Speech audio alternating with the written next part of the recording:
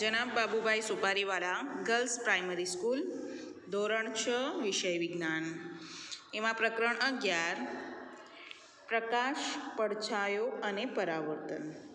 અગાઉના તાસની અંદર આપણે પ્રકાશ અને પડછાયા વિશે કેટલીક માહિતી મેળવી હતી. આપણે જોઈ ગયા હતા કે કોઈ પણ વસ્તુની ઉપર પ્રકાશ પડે તો આપણે તેને જોઈ શકીએ છીએ, બરાબર. અને થોડી ઘણી પડછાયા વિશે માહિતી આપણે મેળવી હતી. અગાઉના તાસની અંદર આપણે ચિત્રો પરથી જોઈ શક્યા હતા કે આપણા હાથ વડે પણ કેટલાક એવા પડછાયા આપણે તૈયાર કરી શકીએ છીએ કે તે કોઈ પ્રાણીઓના હોય તેમ આપણે જોઈ શકતા હતા. તો હવે એનાથી આગળ આપણે જોઈએ. આજે આપણે પિનહોલ કેમેરા કઈ રીતે તૈયાર કરી શકીએ છીએ તેની માહિતી મેળવીએ. તો પિનહોલ કેમેરા બનાવવા માટે આપણને કઈ કઈ વસ્તુની જરૂર પડશે તે જોઈએ. 2 ખોખા અને કાટપેપરની જરૂર પડશે. હવે તે માટે આપણે શું કરીશું? 2 એવા ખોખા લો કે જેથી એક ખોખું બીજાની અંદર વચ્ચે કોઈ પણ જગ્યા રહ્યા વગર સરકી શકે.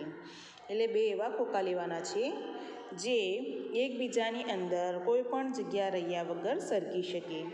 બંને ખોખાની એક બાજુને કાપી નાખો. આ જે બંને ખોખા છે તેની એક બાજુને કાપી લેવાનું છે. મોટા ખોખાની જે બાજુ કાપી છે તેની વિરુદ્ધ બાજુ પર બરોબર વચ્ચે એક નાનું કાણું પાડો. આ જે મોટું ખોખા આપણને બતાવ્યું છે તેની જે બાજુ આપણે કાપી છે તેની વિરુદ્ધ બાજુ પર બરાબર વચ્ચે એક નાનું કાણું પાડો. હવે નાના ખોખામાં વચ્ચેથી 5 થી 6 સેમીનો ચોરસ કાપી લો. અહીં આપણને આકૃતિમાં બતાવ્યું છે નાનું ચોરસ આપણે 5-6 સેમીનો ચોરસ કાપી લેવાનો છે. ખોખાના આ ખુલ્લા ચોરસને ટ્રેસિંગ પેપર એટલે કે અર્ધ પારદર્શક કાગળથી ઢાંકી દો. આ જે આપણે હોલ તૈયાર કર્યો છે એની અંદર આપણે ટ્રેસિંગ પેપર ગોઠવી દેવાનું છે.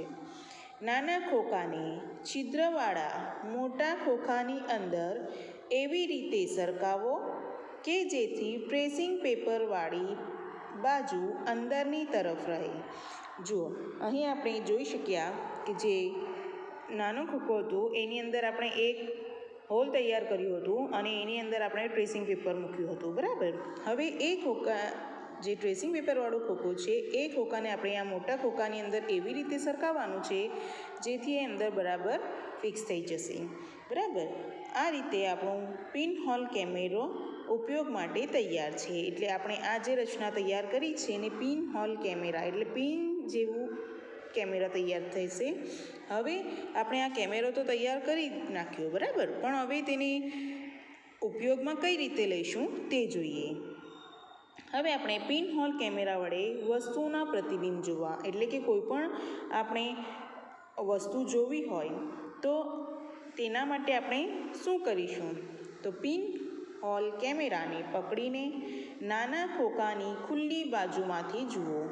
એટલે પિનહોલ જે કેમેરો છે એને પકડીને નાના ખોખાની અંદરની બાજુમાંથી ખુલ્લી બાજુમાંથી જુઓ. તમે તમારું માથું અને પિનહોલ કેમેરાને ઢાંકવા માટે કાળા કાપડનો ઉપયોગ કરી શકો છો. આપણું માથું અને જે કેમેરો છે એને ઢાંકવા માટે આપણે કાળા કાપડનો ઉપયોગ કરીશું. હવે થોડા અંતરે સૂર્યના તડકામાં રહેલા પદાર્થો જેમ કે વૃક્ષ કે ઇમારતને પિનહોલ કેમેરામાંથી જોવાની કોશિશ કરો. હવે આપણે સૂર્યના તડકામાં રહેલા પદાર્થો જેવા કે વૃક્ષ કે ઇમારત છે તેને આ કેમેરામાંથી જોવાની કોશિશ કરવાની છે. જ્યાં સુધી બીજા છેડે લગાવેલા ટ્રેસિંગ પેપર પર ચિત્ર સ્પષ્ટ જોવા ન મળે ત્યાં સુધી નાના ખોખાને આગળ કે પાછળ ખસેડો. એટલે આપણે જોઈ શકીશું કે જ્યાં સુધી આપણને ટ્રેસિંગ પેપર પર સ્પષ્ટ ચિત્ર નહીં મળે ત્યાં સુધી આપણે એ નાના ખોખાને આગળ પાછળ એડજસ્ટ કરવાનું છે જેથી આપણે સ્પષ્ટ પ્રતિબિંબ મેળવી શકીશું.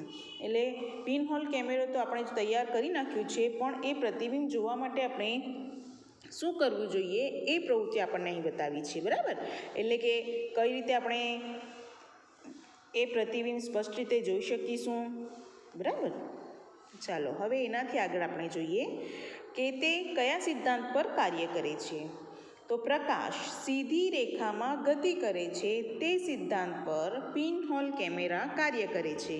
એટલે કે જે પ્રકાશ છે તે હંમેશા સીધી રેખામાં જ ગતિ કરે છે એ સિદ્ધાંત પર પિનહોલ કેમેરા કાર્ય કરે છે. હવે આપણે જોઈ ગયા કે કુદરતમાં પણ રસપ્રદ પિનહોલ કેમેરા છે. જ્યારે આપણે પુષ્કળ પર્ણોવાળા વૃક્ષ નીચેથી પસાર થઈએ છીએ ત્યારે આપણે તેની નીચે સૂર્યપ્રકાશના નાના ચાંદરણા જોઈએ છીએ. જો અહીં આપણને ચિત્રમાં બતાવ્યું છે કે આપણે કોઈ પણ ઘટાદાર વૃક્ષની નીચેથી પસાર થતા હોઈએ છીએ ત્યારે આપણે જમીનની ઉપર અહીં આપણે જોઈ શકીએ છીએ કે નાના નાના ચાંદરણા જોઈ શકીએ છીએ. આ વર્તુળાકાર પ્રતિબિંબો હકીકતમાં તો સૂર્યના પિનહોલ પ્રતિબિંબ છે. એટલે કે આ જે વર્તુળાકાર પ્રતિબિંબો છે તે હકીકતમાં તો સૂર્યના પિનહોલ પ્રતિબિંબ છે.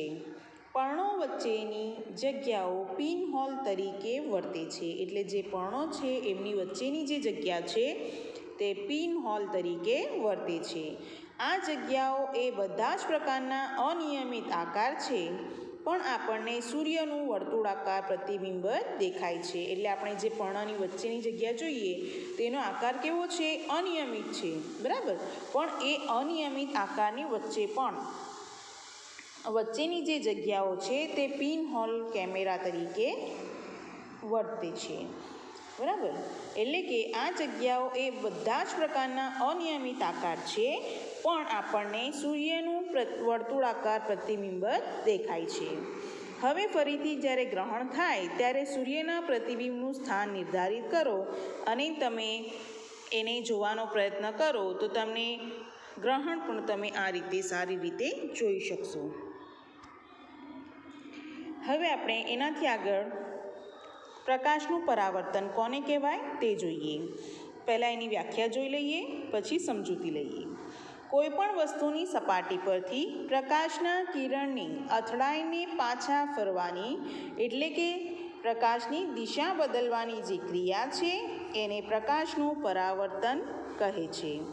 આપણે રોજિંદા જીવનની અંદર પણ કેટલીક આ પરાવર્તનની ઘટનાઓ જોઈએ છીએ. બરાબર. એટલે કોઈ પણ વસ્તુની સપાટી પરથી પ્રકાશના કિરણની અથડાઈને પાછા ફરવાની જે ક્રિયા છે તેને આપણે પ્રકાશનું પરાવર્તન તરીકે ઓળખીએ છીએ. આપણે આપણા ઘરની અંદર તો અરીસો વાપરીએ જ છીએ.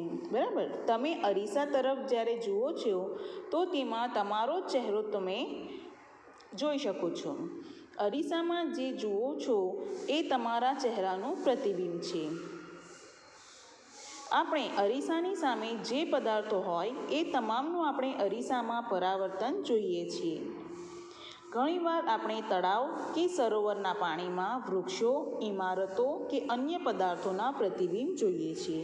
તમે કેટલીક વખત ફરવા માટે જાઓ છો ત્યારે તળાવ કે સરોવરના પાણીમાં તમે વૃક્ષો, ઇમારતો કે અન્ય પદાર્થોના પ્રતિબિંબ આપણે જોઈ શકીએ છીએ. એટલે કે આ જે ક્રિયા છે તેને આપણે પરાવર્તન તરીકે ઓળખીશું. તો એના આધારે આપણે આ વ્યાખ્યા સારી રીતે સમજી શકીએ કે કોઈ પણ વસ્તુની સપાટી પરથી પ્રકાશના કિરણની અથડાઈને પાછા ફરવાની એટલે કે તેની દિશા બદલવાની ક્રિયાને પ્રકાશનું પરાવર્તન કહે છે. એના માટે આપણે એક પ્રવૃત્તિ જોઈએ. આ પ્રવૃત્તિ કરવા માટે આપણે અંધારા રૂમની જરૂર પડશે. તમારા મિત્રને રૂમના એક ખૂણામાં તેના હાથમાં અરીસો પકડવાનું કહો. જો અહીં આકૃતિમાં આપણને કઈ રીતે ઊભા રહેવાનું છે એની સંપૂર્ણ સમજ આપણે અહીં મેળવી શકીએ છીએ. બીજા ખૂણામાં તમે હાથમાં ટોર્ચ પકડીને ઊભા રહો. ટોર્ચના કાચને તમારી આંગળીઓથી ઢાંકીને ટોર્ચ ચાલુ કરો. તમારી આંગળીઓની વચ્ચે જગ્યા રહે તે રીતે ગોઠવો જેથી તમને પ્રકાશનું કિરણપુંજ મળી શકે. તમારા મિત્રએ પકડી રાખેલા અરીસા તરફ કિરણપુંજને પડવા દો. શું તમને બીજી તરફ પ્રકાશનો પટ્ટો દેખાય છે? જો અહીં આપણે આકૃતિમાં જોઈ શકીએ છીએ કે અહીં આપણે જો ટોર્ચ ચાલુ કરીએ છીએ અને સામે જો આપણે અરીસો મૂકીએ છીએ તો એ અરીસા પરથી આ જે પ્રકાશ છે જે અથડાઈને સામેની બાજુ આપણને જોવા મળે છે, બરાબર. તો અહીં જોઈ શકીએ છીએ કે ટોર્ચની દિશા એવી રીતે ગોઠવો કે જેથી રૂમના ઊભેલા તમારા બીજા મિત્ર પર પ્રકાશનો પટ્ટો પડે.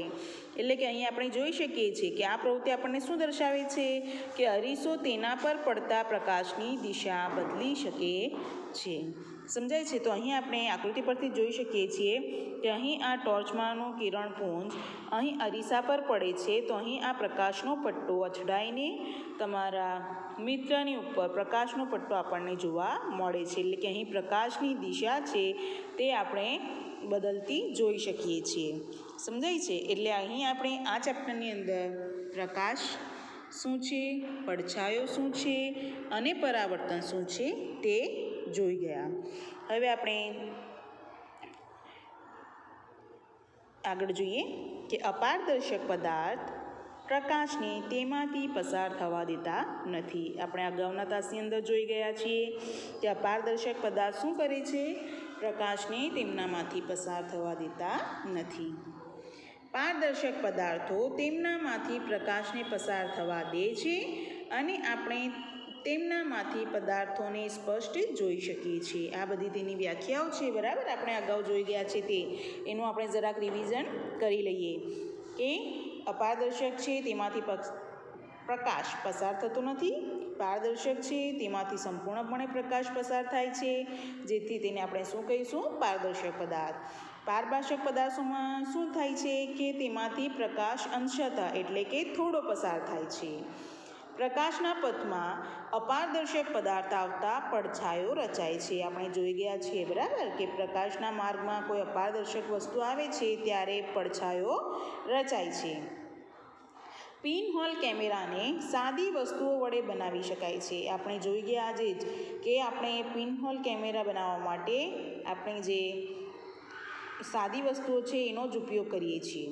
તેનો ઉપયોગ સૂર્ય તથા તેજસ્વી પ્રકાશિત વસ્તુઓના પ્રતિબિંબ મેળવવા માટે થાય છે. હવે એનો ઉપયોગ શું છે કે સૂર્ય તથા તેજસ્વી પ્રકાશિત વસ્તુઓનો પ્રતિબિંબ મેળવવા માટે આપણે તેનો ઉપયોગ કરી શકીએ છીએ.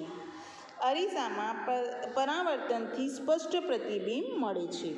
અરીસાની અંદર આપણને સ્પષ્ટ પ્રતિબિંબ જોવા મળે છે. પડછાયા કરતાં પ્રતિબિંબ ખૂબ અલગ હોય છે. પડછાયા કરતાં પ્રતિબિંબ ખૂબ જ અલગ હોય છે. એટલે પડછાયો શું છે એ પણ આપણે જોઈ ગયા, પ્રતિબિંબ કોને કહેવાય તે પણ આપણે જોઈ ગયા છીએ, બરાબર. અને એ પણ જોઈ ગયા કે પ્રકાશ સુરેખ ગતિ કરે છે. સુરેખ એટલે હંમેશા સીધી રેખામાં જ ગતિ કરે છે. આપણે આ ચેપ્ટરની અંદર પ્રકાશ, પડછાયો અને પરાવર્તન શું છે એ સારી રીતે સમજી ગયા છીએ, બરાબર. તો અહીં આજે આપણે જેટલા મુદ્દાઓની ચર્ચા કરી છે એ બધા જ મુદ્દાઓ તમારે નોટબુકમાં લખવાના રહેશે. Thank you.